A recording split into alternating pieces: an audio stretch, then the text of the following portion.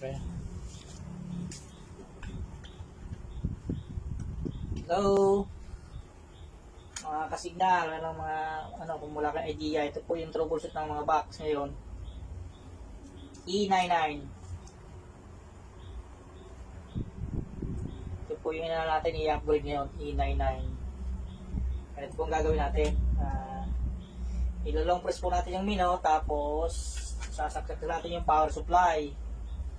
Pag saksak po natin ang power supply, hintayin lang po natin USB. Yan, hindi na po USB. So, ilagay na po natin yung USB.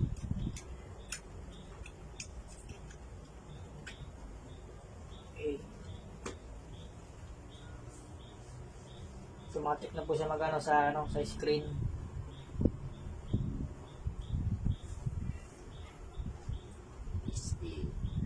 Wala rin nakalagay sa screen. Hindi ko nakalabas yung logo.